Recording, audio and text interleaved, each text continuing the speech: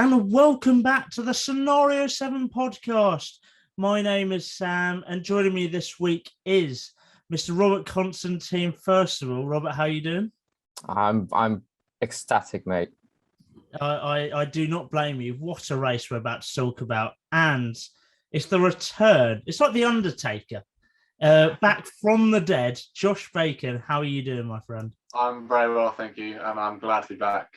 It has been a while. But it's good to be back. And like you both said, a very, very enjoyable race this weekend. It really was. And we're here for a review of the Brazilian Grand Prix. We're going to break down everything that happened. We're basically going to gush about Lewis for a while. So if you don't want to hear that, probably click away now. But let's start at the beginning of the weekend to talk a bit about qualifying. When I say talk a bit, there's one main talking point from a qualifying session that didn't really have much else going on.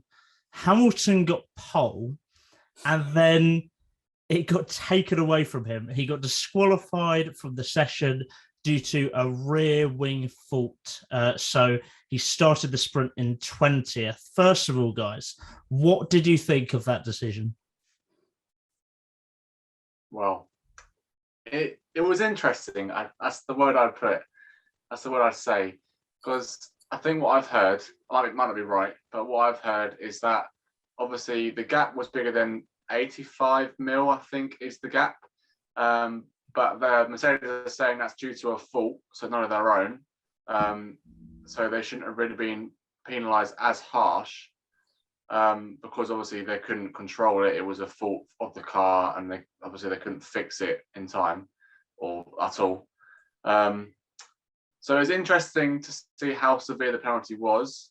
Obviously, it's technically cheating in quotation marks because the gap's bigger.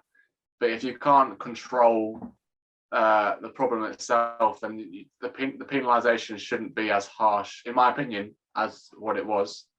And then I think from today, after the race, there was Toto talking about how Red Bull were allowed to change it 3 times in a race weekend on the Parc Fermé rule. So it's weird, a weird one from the FIA, but they've obviously had their reasons, and it's fair enough. It doesn't matter in the end because we all know what happened. But it's been an interesting decision from everyone.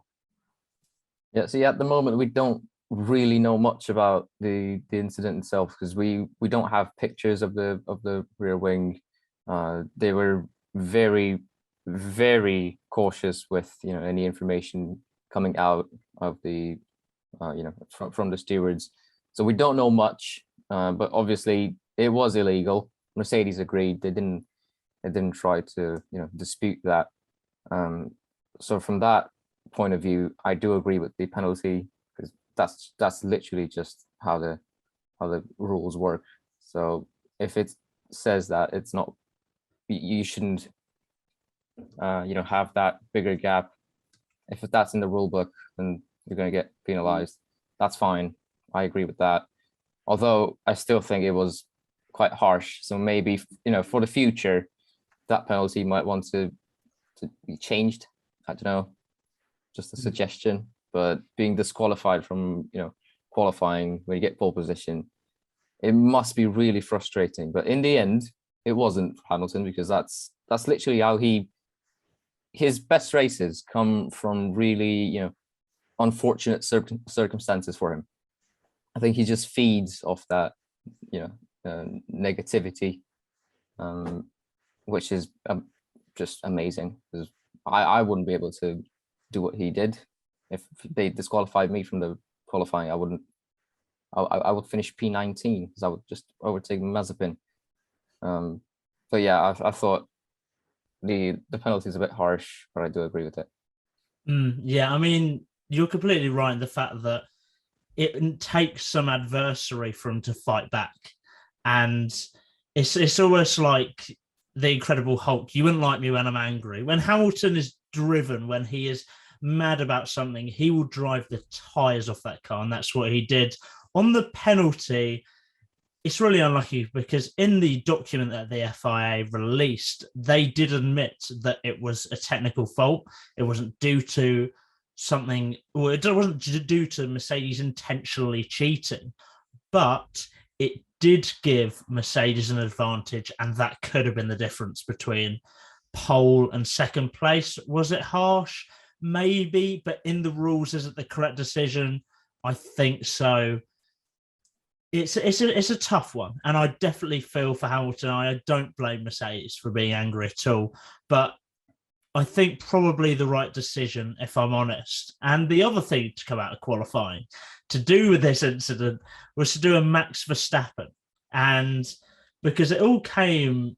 This whole incident came because I think Red Bull reported the rear wing of the Mercedes after Verstappen had a good look at it after qualifying. He had a nice feel of it. He was touching it a lot, and we then got him having to go see the steward said he got €50,000 fine, which, to be honest, in the grand scheme of things, on the money he's earning, isn't really a big deal. However, I still feel that was harsh. I'm not sure what you think, but Sebastian Vettel has done this under parc fermé conditions countless amount of times, and he's never been punished for it. But Verstappen does it once, and just because it's in the limelight, he gets punished. I just wanted to get your opinion on, do you think that Verstappen should have been punished for that? Because the drivers have done it before. See, I think the difference between Verstappen and Vettel, when Vettel used to do it, to be fair, I don't remember him actually touching the car. He was always looking at Hamilton's car. He might have touched it at some point. I don't know. But nothing, whenever Vettel did that, the other driver's car wasn't subject to, a thorough check by the FIA in the same day. What Verstappen did, he was obviously touching that rear wing, and it just so happens that the rear wing needs to be investigated. I think that's the main reason why Verstappen got fined, just purely because of this whole, rear wing incident. If he had just touched the front wing or, a tire, he probably wouldn't have gotten a fine. I'm happy that he didn't get actually, disqualified, or he didn't get a grid drop, because people were talking about that on social media. I think the fine is good enough, and as you said, it won't really affect him. It literally, that's just his FIFA point budget. So I think he's quite happy that he only got fined. But is it harsh? Again, if it's in the rules, you kind of have to oblige, but it might be just slightly harsh. I don't know. Yeah, I'm in total agreement there. I think the difference between Verstappen and Vettel is Verstappen first looked at his rear wing, touched it, felt the difference, and then went over and did the exact same thing to Lewis's car to try and compare. Whereas I think Vettel just gets out of his car and just does this inspector Seb moment of just looking at things and seeing what it's like. I don't know, just what he's like, because you've probably all seen the TikTok as well of him in the car saying, "So can I go touch the front wing? Will that give me a €25,000 fine or something like that?" So we all know he's a joker. He doesn't really take it. Well, he probably takes it serious, but take it seriously. But you know what I mean. But yeah, I'm in agreement. I think what Verstappen did was kind of in a way of trying to force the FIA into making a decision onto Hamilton. So the fine is probably a necessity. But yeah, it's just a bit silly from him, to be honest. Yeah, I guess it could have hindered the investigation if he'd have just pushed up the front wing a bit more, just been like, let's get a few more millimeters in there. But yeah, I guess it could have hindered the investigation, but harsh. But I guess, again, if it's in the rules, fair enough. Let's move on to the sprint race. And I'd argue it's the best sprint race we've had yet in terms of just action going out throughout the race. And that in part, wholly is due to Lewis Hamilton starting at the back of the grid in 20th, and he finished 5th. That is quite an achievement. He cut his way through the field in, I think, what was it, a 24-lap race? And to get to 5th is very impressive because he overtook some quick cars. because we saw, for example, at Hungary, how long he got stuck behind Alonso for, but he just sliced through the field like nobody's business. What were your thoughts on the sprint race? And this was the final one of this season. Is it something you want to see continue? I absolutely love them. And I think they mix up the grid from what happens on a Friday in the qualifying, then Saturday just makes it pretty different. So like this weekend, it was just completely different. Loads of cars either dropped or gained. Not many of them stayed in the position that they qualified in on Friday. So I think it's a good addition because it makes the race weekend more interesting, less of these free practices where nothing really goes on, and more entertainment for the crowd and for the fans. But in regards to this weekend's sprint race, I agree with you what you said. It's definitely the best one out of all of them so far, not just because of Hamilton, but like I said earlier, because a lot of other cars also were jumping up and down in positions, and it just made it feel like a normal mini race, unlike the other ones, which just felt like a DRS trains going around the track. This one felt like you could easily overtake or be overtaken, and it was just constant changes. But what Hamilton did to come from 20th to 5th in 24 laps is just ridiculous. It's just unheard of. But the speed of the Mercedes had on the straight lines, and especially when he had DRS on the cars in front, it was just incredible to see and to watch. And especially unfortunately, his final move on Norris was incredible. But it was just what he can do in that car is just ridiculous. And I don't think anyone else would have been able to do that. It was just him in his moment. And like Rob said earlier, when he's angry, he's more fueled to do things and do things like that. Yeah, when the sprint races are like this, I think everyone's happy. But then again, we had Silverstone and Monza, which I didn't really enjoy them. And that's not just because I'm a Hamilton fan. It's because not much happened in them. So if we want sprint races to continue in the future, I think something needs to change. Give us a reverse grid, because we just saw Hamilton start from the back and finish 5th. Just give us something, to make the races a bit more entertaining. Because I think, only the first 3 spots get points. So arguably, the points don't really matter that much. They do in this season, purely because of just coincidence that Red Bull and Mercedes are having the best fight in a while. But I'm not really a big fan of the sprint races so far. I have to be honest. Hamilton, as you said, incredible driver when he's angry. He proved it again.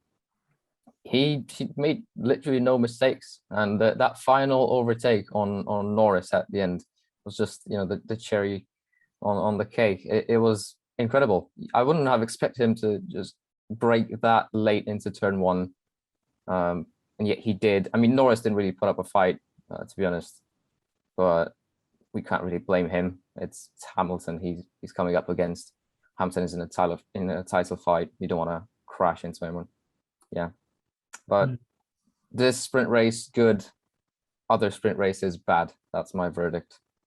A very good summary there. Interesting difference of opinion. It would be interesting if they experimented with different options for qualifying. I'm still for one-shot qualifying. I think that'd be hilarious. It would be over quickly, but if you just sent a car out one by one and just had them go one shot, then you could just get some really random results, and that could be pretty exciting. Reverse grid, I think a lot of drivers would be opposed to that, and I think those drivers would be Hamilton, Verstappen, Perez, and for next season, George Russell. They would be much against it, but it would bring lots of drama, and I completely agree with that. Let's move on to the actual race. We haven't gone to the actual race yet because so much happened before it, but it all started, the first incident on lap 1. We don't really need to say much about this, but it's about Josh's precious McLaren. So Norris and Sainz made contact as Norris tried to go around the outside of him just before turn 1, caused Lando to have a puncture. Racing incident? Yeah, I wasn't so happy when I saw it live. You definitely were not happy when you saw it live. No, I wasn't from the chat, but from replays and seeing it over again, it's just a raging instant. Carlos Sainz had a poor start and Norris had a brilliant start. He's tried the only gap he could go for was to the right, and unfortunately, there's just not enough space to get around. But it's just disheartening to see when you see on the not even the first corner, he hasn't even gone around the first corner, and your driver's already pretty much out of the race. So yeah, it was just a bit annoying. Yeah, not much to add. It was a racing incident. Norris could have maybe been a bit more cautious. He could have probably avoided the incident, but yeah, it's nobody's fault really. And in the end, Norris did really well to eventually grab a point. So yeah, no, he definitely did well to salvage it, and just a really unlucky incident. I think Norris could have definitely taken the corner maybe a bit wider, stayed a bit wider on the track. But yeah, it's just an unfortunate incident. But yeah, Norris recovered very well. Next incident on lap 6, and it was an interesting one that I was definitely shouting at the TV about. Yuki Tsunoda diving down the inside of Lance Stroll at turn 1. And he effectively ended his race. He retired later on because of just the amount of damage he caused. Tsunoda got a 10-second penalty and a safety, and it caused a safety car. I'm not going to lie. I think that's one of the most stupid things I've seen this year. There was no gap there. I know some people are like going to quote Senna and be like, if you don't go for a gap, then you're no longer a racing driver. There was not a gap to go for. What are you doing on it? It was beyond stupid. I defend Yuki on this podcast so much, and I've said he's improving, but that was so erratic, immature, and dumb. What do you guys think of it? I have to say, that was a brilliant impression of Senna. That was spot on. Well done, Sam. Thank you. Yeah, Tsunoda was. I don't know what he was trying to do. Obviously, he was trying to overtake Stroll. I know. You never overtake on the inside unless you're Hamilton. Turn 1 it's not the place to do that sort of thing. He didn't even lock up. He broke so late, and in the end, he still blamed Stroll for not paying attention. That's just, he is a rookie driver. We sort of have to admit that, but we've only got 3 races left this season. He's got the experience. He shouldn't be doing that anymore. And then the fact that he kept complaining, and he always complains about everything that happens. He never takes the blame for anything. He just has to grow up. Oh, I love that. That was great. No, I loved it. I'm not gonna lie, I loved the move because it gave me a safety car, and that gave me my Norris back into the race. So I don't care what happened. He can do it again if he wants. It meant he wasn't a minute down from everyone. So I was like cheering him on, like go for it again. But in all seriousness, it was like you said, very, very stupid, and it was never going to make the corner or even get past Stroll. So very stupid from him. And like you said, he ruined Stroll's race. So yeah, I'm sure he'll learn from it, like he's learned from everything else. But yeah, it was a bit stupid. Yeah, it really was stupid. I mean, the amount of debris on track after that incident was ridiculous. They had to go through the pit lane to avoid it because it was just everywhere. There was a front wing on the massive DHL sign, and there was just carbon fiber all over the track. Oh, that move, I was genuinely I was angry.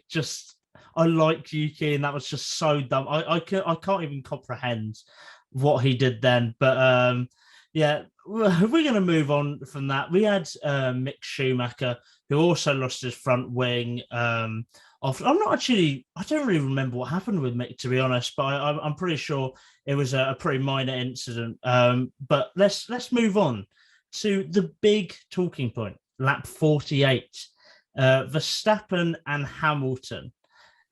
They finally had their battle. Hamilton, in my opinion, was ahead at the corner. Verstappen braked late and forced himself and Hamilton off track. I'm not going to lie. in my eyes, that at least warrants an investigation, because there is no attempt by Verstappen to give Hamilton any room there.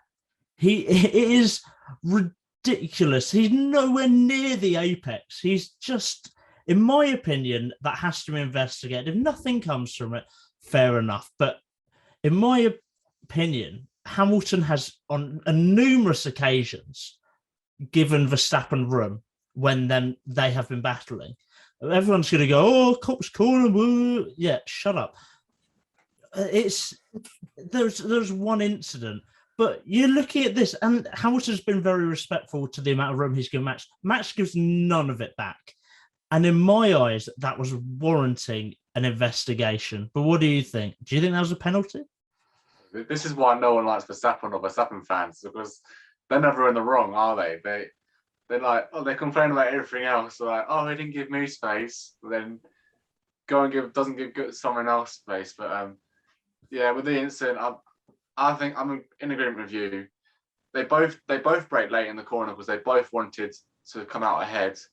But like you said, Hamilton was in front going into the corner, and then Verstappen was like, nah, not having this, and literally just pretty much forced them both off the track. And then he carried on going. They were off the track, and he pretty much carried making him go further wide, so that he had to go across the grass more than he would. So it was interesting to hit when the FIA said they wouldn't investigate it. But I thought what was even more funny was I don't know his name, but the Red Bull guy on the wall was like, "Well, you want us to race or something?" I was like, "Just no, you're just trying to protect yourselves here, and what he did was wrong." But yeah, it was strange, but it was going to happen at some point. I'm surprised they didn't actually make contact. So good thing that didn't happen. But yeah, I think at least an investigation and possibly like a 5-second penalty was rewarded for that. Yeah, I'm surprised he got away without a penalty, because there's no way the FIA looked at that and said, that's fine. That's a racing incident, because it isn't. That's not a natural racing line when you go into that corner. Obviously, you did say, Josh, that both of them, they were braking late into the corner. Hamilton was slightly in front. I wouldn't really say he was in front, because, that's just, it just depends on where Verstappen decided to brake. But you're entering the corner, and then you're trying to exit onto the outside curb when there's another car next to you. That it just doesn't make any sense for me that they looked at it. Michael Massey looked at it and said, that's fine, just carry on. And to be fair, I do kind of get their reasoning, and the fact that the FIA this season they've had some shocking moments.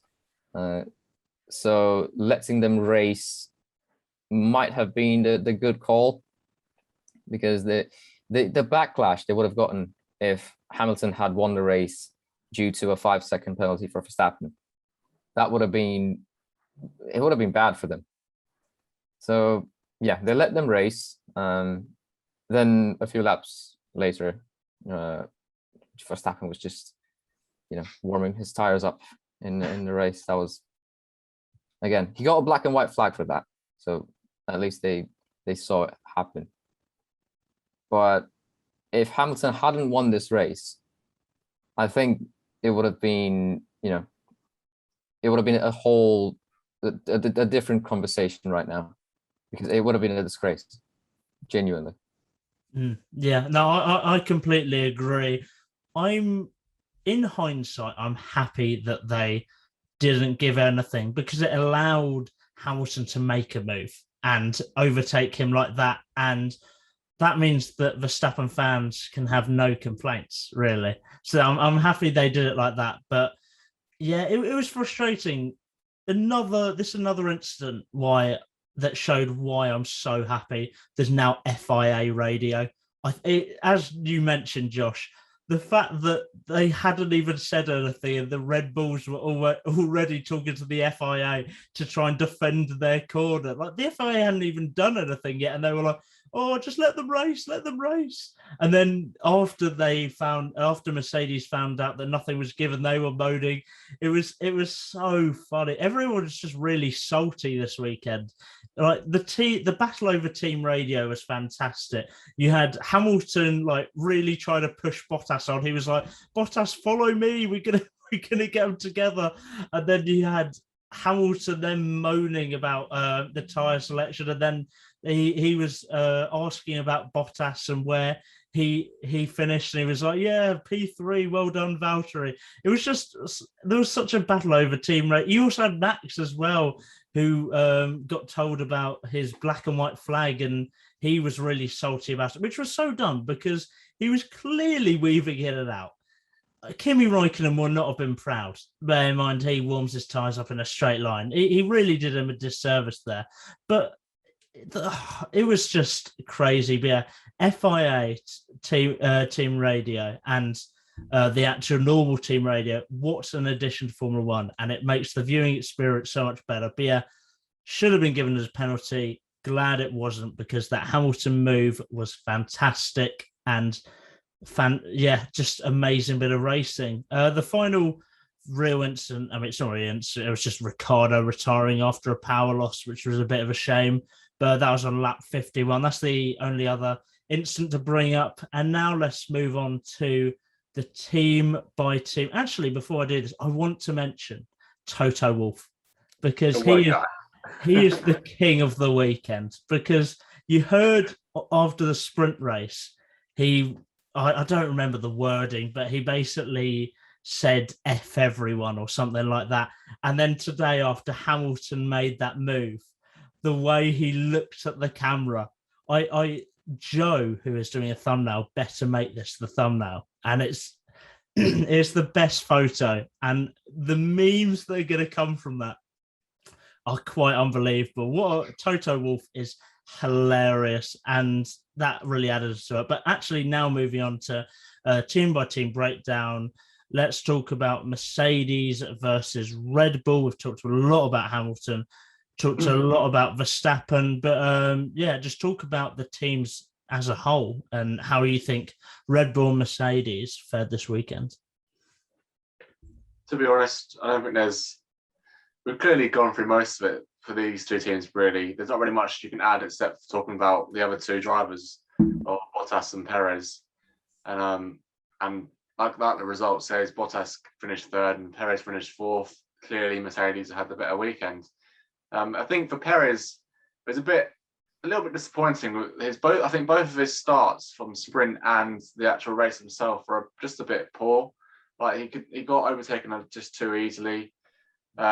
Especially from the last few races where he's finished third, I think, for the last three races. So for him, it was a little bit disappointing, especially as it couldn't help his teammate out at all. So definitely Mercedes had a better weekend, and all the memes that have come from it are just great. So at least that's some sort of positive to look to. But yeah, definitely Mercedes had a better weekend. Yeah, I think the fact that Mercedes had a better weekend is just better for the actual championship fight, because now they're 11 points in front in the constructors. Hamilton is 14, I think it's 14 points behind Max, and with 3 races to go. And as I did mention before, it's probably going to go down to the wire. And if both of the championships will be decided at Abu Dhabi, that's a win for all of us. It's a win for the fans. So Bottas, solid weekend.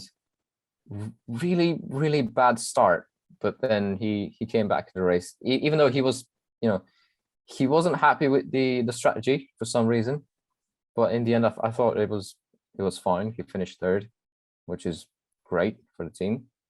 And then Perez, just slightly forgettable experience today. But yeah, overall great weekend for Mercedes, in contrast to Mexico. Yeah, I do feel like the title is closer into.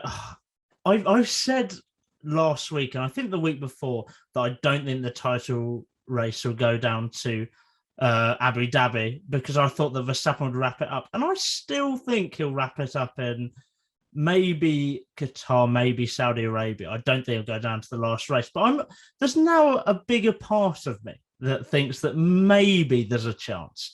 And I really hope there's a chance because the drama of today was amazing and I want to see more of it. Concerning Bottas and Perez, Bottas just solid. If he had probably another 10 laps, he'd have probably caught Verstappen because towards the end of the race, he was like getting the time down. I think it finished about 5 seconds, I think maybe lower. I think it might have been 3 actually, but yeah, it was definitely a lot closer. Bear in mind, he was about 10 seconds behind with about 10 laps to go. So if he had some more laps, I think he'd have caught him. But yeah, he was solid and it was nice to see his teamwork with Hamilton. And then with Perez, yeah, I'm not really sure what happened with him. I don't think it was his best race. 4th, still a solid result, and got fastest lap with a very decent time. But yeah, didn't protect his teammate as much as he could have done. However, there was a part of the race where he was asking Red Bull, can you get Max to give me some DRS so I can try and pull away from Lewis? And they didn't do that, which, to be honest, I think it would have benefited the team. I think it would have benefited Red Bull more if they'd have given Perez a bit of DRS just so it could help pull him away. But yeah, pretty forgettable for Perez, but solid. And then same for Bottas, really.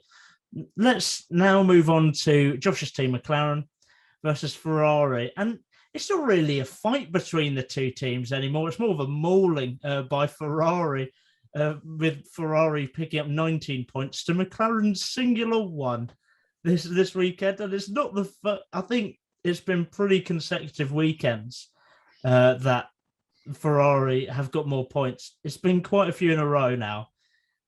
It's over between them, isn't it, Josh? I mean, you're starting to admit it now. You're not coming back, but what do you think? How did the teams fare over the weekend? I don't know about that comment. I don't know, because it's pretty much a contrast in the half of the seasons, because obviously the first half, McLaren just pretty much destroyed Ferrari, and now it's just being reversed towards the end of the season. But I think the next 3 tracks could be interesting. It just comes down to reliability, but I think you're right at this point in time. I think Ferrari, annoyingly, are going to edge McLaren to 3rd in the constructors. But they've definitely deserved it since they changed their engines, and well, you know what I mean, like yeah, pretty much they changed their engines. So I don't want to admit it, but it's really upsetting. But yeah, they're just really annoying. Like, don't get me wrong, I love the 2 drivers, but it's just really frustrating when it's against the team you support and they can't seem to do anything about it.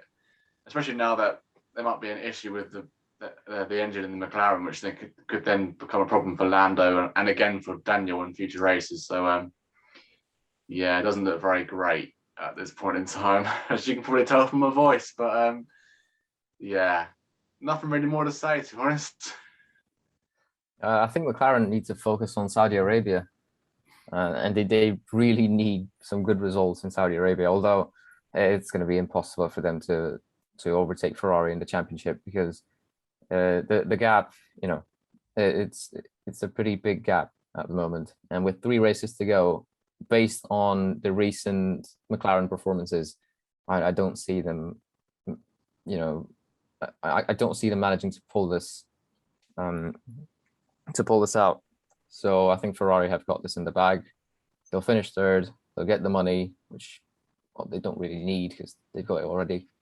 But Sainz and Leclerc, I think they're 2 of the most, you know, under the radar drivers this season, because they've had some amazing results, but even podiums, and they're just consistent. They're really consistent. They have their occasional, you know, crashes. Leclerc especially, it happens, but I really am looking forward to next season, and I want to see what Ferrari can do next season, and also what McLaren can do with the new, you know, the new regs. It's going to be an exciting fight next year. Yeah, it certainly should be exciting. It is a shame that the fight isn't a bit closer, because, as you said, Saudi Arabia is the only track left that is going to probably favour McLaren maybe over Ferrari, and Ferrari could still end up doing well at that track. So, yeah, it's a shame that there's not as much competition. Unfortunately, Carlos Sainz, only got sixth when I predicted him to be first. Bit going on that front, but he's going to get that. He's going to get that win soon because he deserves it. He has been, as you said, Robert. Leclerc and Sainz have been sensational this season. Sainz, for me, is my driver of the season. I know there's 3 races left, but I'm going to stick out there. I'm pretty sure I've said this on loads of podcasts, but Sainz is my driver of the season. He's been fantastic.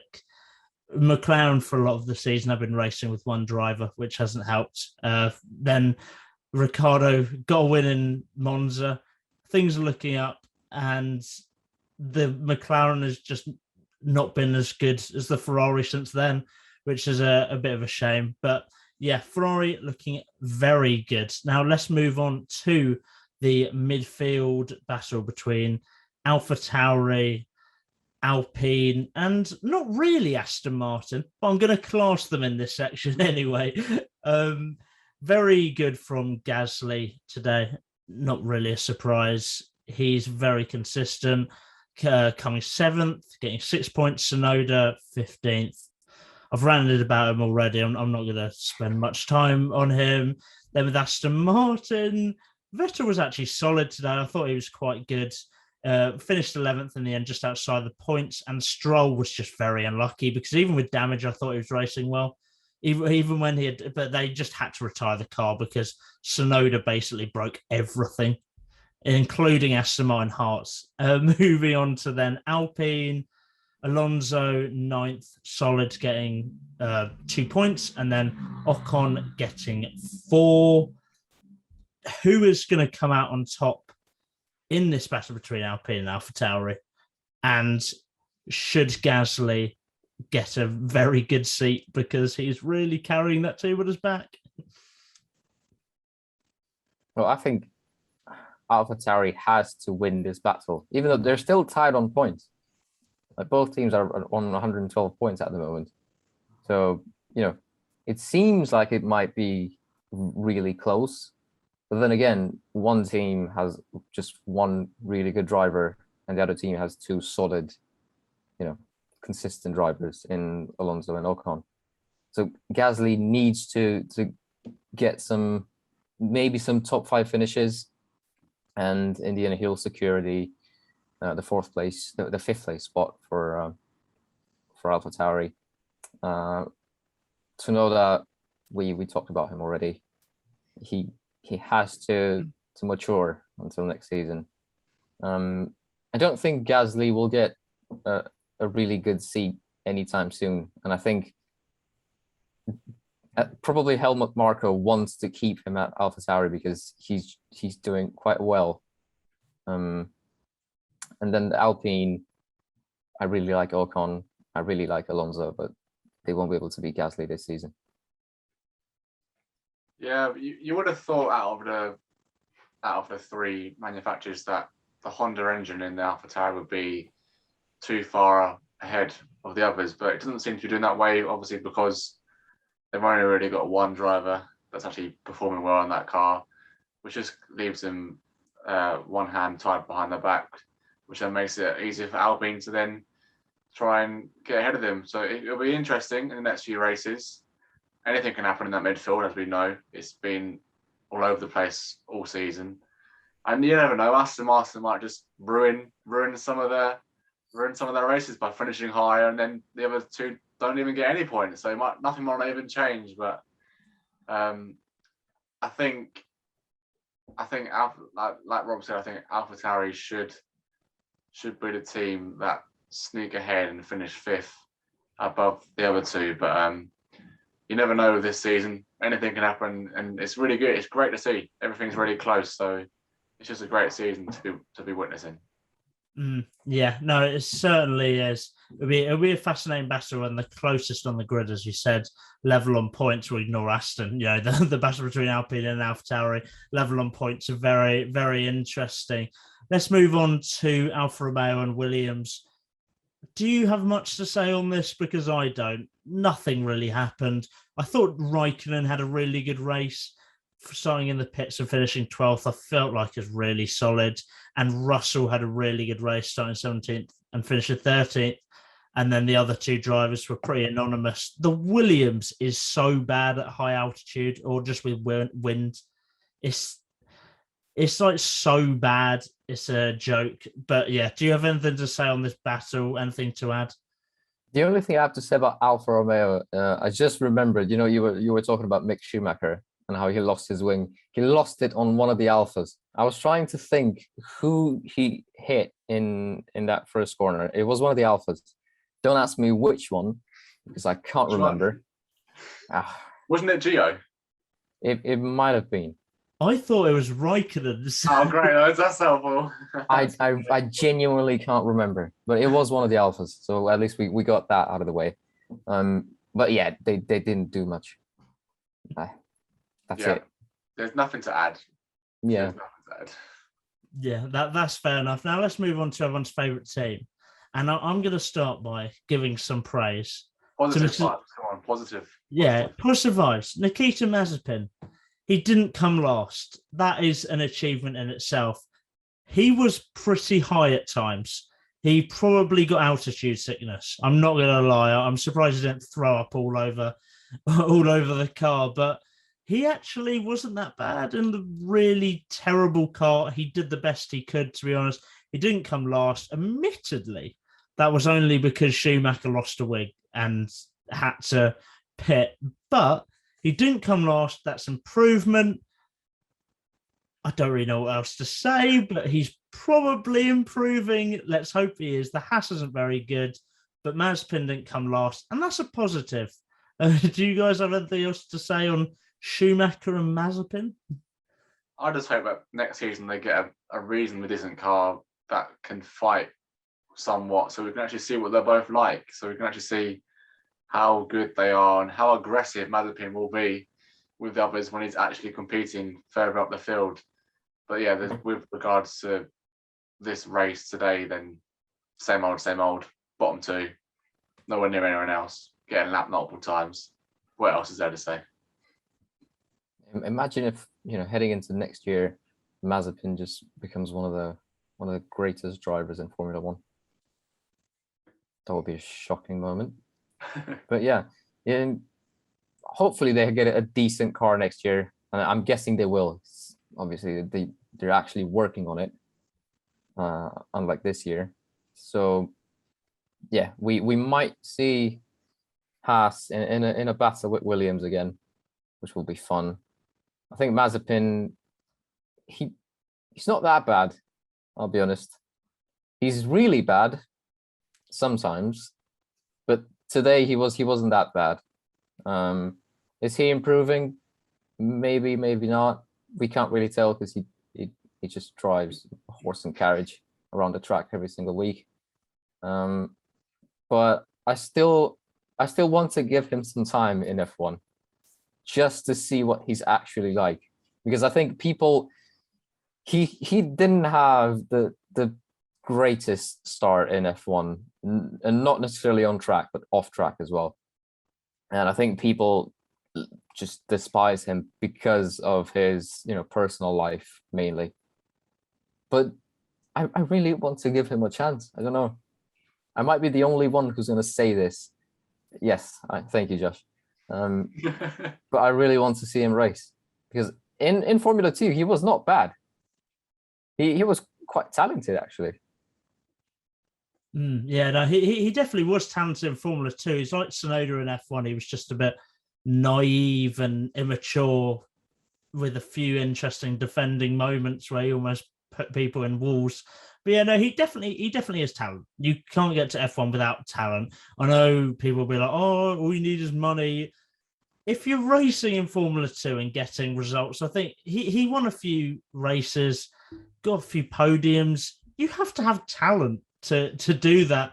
So he definitely does have talent. I think if Joe was here, he'd definitely disagree that he doesn't want him to have a chance next year. But it'll be interesting to see what happens with the Haas, because I have a feeling they won't be as bad as they are this year. They're spending literally all their money and resources on next year, and they have been throughout this season. The aim is basically to maybe get into a lower midfield battle. Probably it will just end up being not the battle to not come last, but it'll be interesting to see. And I don't think he's going to become the best driver on the grid, but who knows? That would be amazing. Maybe he's like Hamilton. This is a season of adversity, and next season is a season of triumph. That would be quite a story, and a lot of people would be backtracking their views. I don't think he's going to do it in a Haas. I'm not going to lie. As much money as they're going to pump into that car, I don't think it's going to be battling at the front. But who knows? Next season, it's going to be exciting. The grid hopefully will get mixed up a bit because that's what we want. We want changes to this year. But let's move on to driver of the day. And I'm going to be honest. We all have the same driver, don't we? It is Lewis Hamilton. He was just superb over the whole weekend. He basically got dropped down 25 positions if you look at it, and he still won the race. The Red Bull are rapid and have been so much better than the Mercedes this season, and he still won the race. It is an incredible drive, and over the weekend, it's one of the best weekend performances I've ever seen. But I don't really know what I can get you to add, because we've talked about Hamilton a lot, but give me, 3 words on why Hamilton is driver of the day. Josh is thinking. I'm going to go to Robert first. Victory. That's the first word. I'll give you one. Resilient. Brilliant. That's 2 out of a combined 6. Yeah. Right. We're gonna do a combined Progress. 3. Yeah. Progress. There we go. That's 3. No, I was just describing what we were doing. Oh, right. I thought that was the one. No. Well, obviously, aggressive has got to be one. Calm. There we go. We get that. I didn't think this would be the hardest part of the podcast. You didn't say anything. Yeah, you haven't said a single word yet, so we're carrying you. Goat. Oh, good take. So that was the scapegoat. That was. Go on, give us the final one. We've done 2 each. The final one is that is tough. Yeah. To be fair, I did kind of put you on the spot a bit with that one, and now you've put me on the spot, and I'm struggling. But final word, let's go with Perfection. Perfection. There we go, Robert. That is a fantastic word.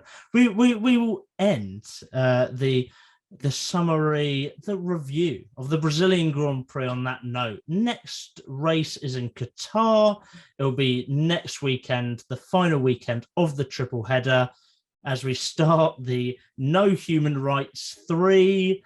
And join us for a preview of that. We'll have that out on Friday, and then we'll have a review of that out Monday or Tuesday. It depends what time it is and if we want to go to bed or not. But thank you for joining us. Remember to like, subscribe, download, whatever you need to do. And we'll see you for a preview on Friday. Thank you.